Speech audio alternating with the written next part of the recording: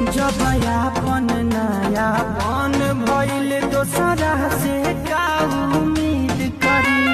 रहे भरम तू ना छोड़बू दोस्त से अपना जिद करी।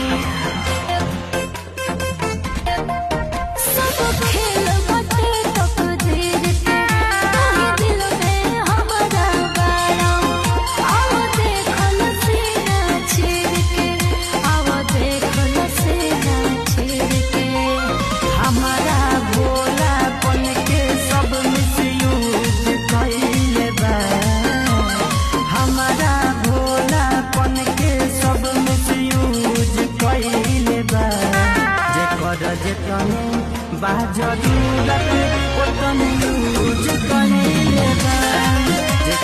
जेतने बा जरूरत